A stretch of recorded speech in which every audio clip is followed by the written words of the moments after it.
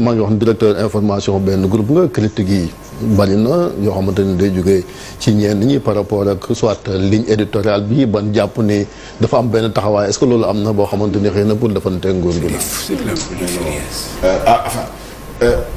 xam nga ku nekk ce domaine bi nga contrôlé nga mën a wax. amul benn élément objectif porté à notre connaissance ba pare dugg ci suñu ay pratiques. loo xam ne day wane ni am na xaar ma yàlla bu war a au contraire la preuve chaque fois que de besoin bu nekkee ni dafa laaj nga wax li nga xam ne moom la autorité yi di def wala gouvernement bi di def lu baax wala loo xam ne vraiment c'est une avancée bu nekkee ni il y a des faits journalistiques yu koy attester da nga koy traiter mieux en termes de responsabilité.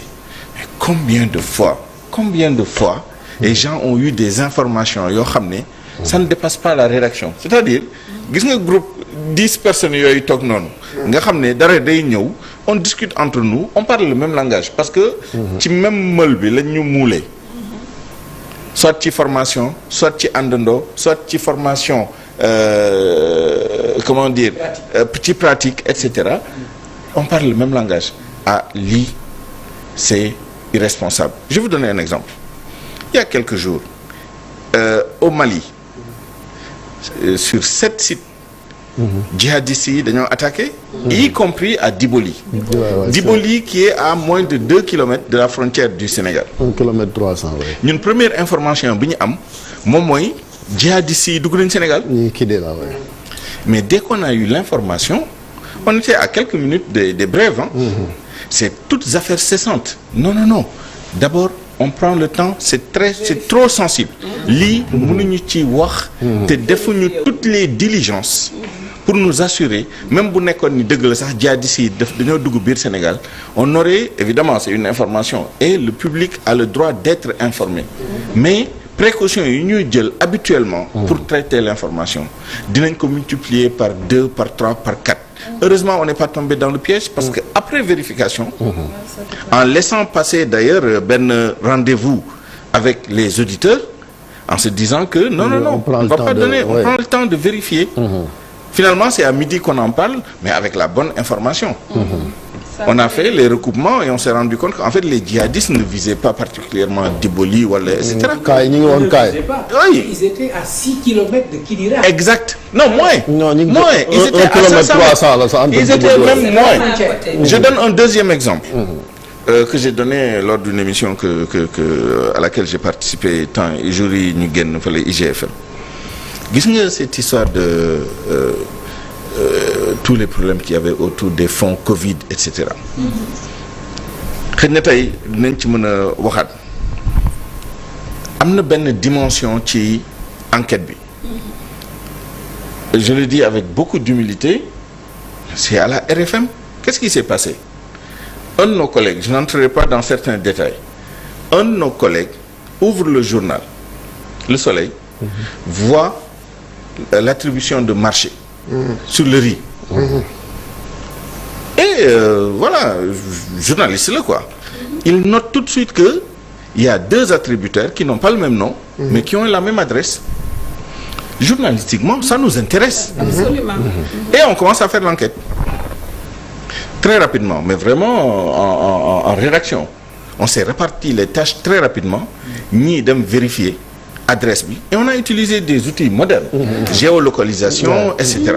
On est allé sur des sites où on enregistre, on répertorie toutes les entreprises qui ont été créées au Sénégal ñu dem xool turu ñaari entreprises yi localiser adresse bi ci biir Ndakaaru gis ban adresse la xam ban enseigne moo fa nekk à partir de cette enseigne ñu dem défi les diligences pour xam kan moom société bi c'est comme ça qu'on a retrouvé la personne ku moom ñaari sociétés yi à qui on a attribué 2 lots d'un même marché et foofu la commencé looloo indi woon problème bu mag boobu nga gis ay ministres di ñu xarab fi et cetera on avait fait notre travail à ce moment-là que disaient les gens est-ce qu'ils disaient qu'il y a des journalistes je sais pas moi qui sont contre tel ou tel pouvoir et cetera et on peut multiplier ces exemples-là mais c'est presque toutes les semaines on a des cas comme ça mais ñun amuñu pour ndamu loolu ñun on considère que c'est notre travail quotidien après maintenant luy xew loo xam ne ñun c'est en dehors de la rédaction yëguñu ko bu dee am na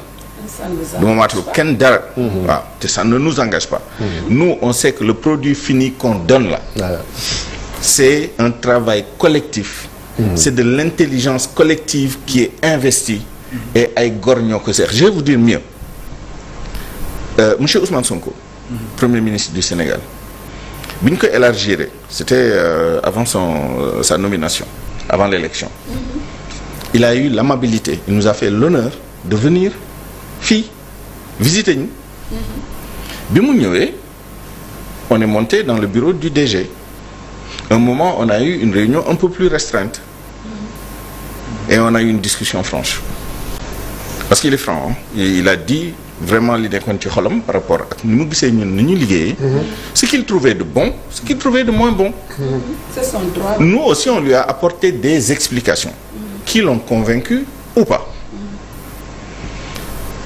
bi ñu paree on lui a fait visiter la maison yàlla lu muy def bi ñu nekkee ci bureau bi je ne dévoile pas de secret il nous a dit un moment en rigolant et il avait raison il nous a dit man xam naa ni même si seen mbir kër gi am naa fi ay soppe c'est clair. bi mu génnee il en a eu l'illustration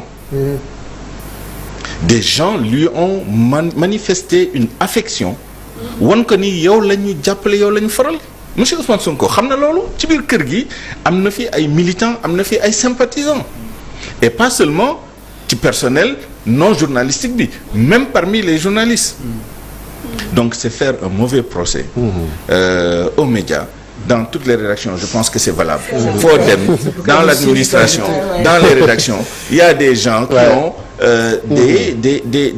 des engagements parfois mais parfois c'est juste de la sympathie pour les idées pour la personne etc.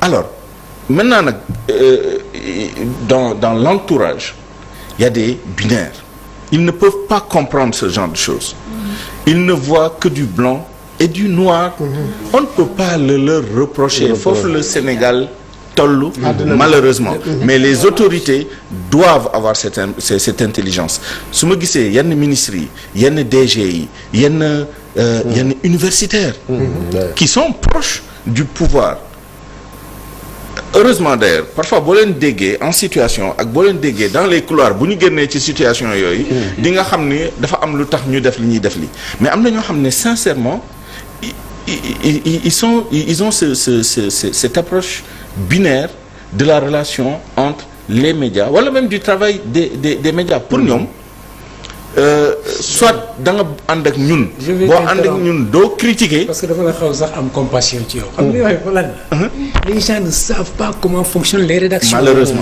les amis universitaires dont tu as parlé ils peuvent tout te dire du journalisme sur le plan théorique ils connaissent le journalisme toute son histoire ses rôles son encadrement juridique et son rôle sociologique ils savent tout ça ñoom ñëpp ils ignorent comment fonctionne une rédaction. Ah oui, man j'ai dirigé combien de rédactions dans ce pays? Les discussions. Man moom la samay rédaction. Emporté. Mais dama moom samay rédaction. C'est pas parce que je paye aux gens un salaire que ma moom rédaction bi. Je suis juste le patron du journal parce que j'ai l'expérience, j'ai malheureusement et je conclus sur ça. Il y a des déviances. Xam nga nag il faut aussi ñu reconnaître ñun li donne problème si ñun aussi. Il y a des déviances. Man ça ne me dérange pas ñu dem réunion de rédaction mais que su dañuy jóg lii baax na lii baaxul liggéey bi des na et cetera mais à la fin on fait le travail de journaliste on collecte de l'information on vérifie on croise on recroise et cetera et on juge de la pertinence de l'opportunité de diffuser, de partager certaines informations. Xam nga lu bon? Les agendas cachés. C'est-à-dire des gens qui font semblant d'eux alors qu'au fond, mooy des militants cachés, des etc. Mais chacun a le droit. Mais ñun on sait que processus yi ñu mettre en place. Nit mënul prévaloir. C'est-à-dire ñun suñu rédaction yi. Et je ne parle pas que pour GFM. Bien sûr, c'est ça. Je parle pour toute la presse sénégalaise, en tout cas toute la presse professionnelle du Sénégal. je sais que amul benn rédaction boo xam ne am na ku fa am maqaama wala gëdd boo xam ne mën nga ñëw imposer ce point de vue sans venir le négocier waxtaanee ko ba convaincre nit ñi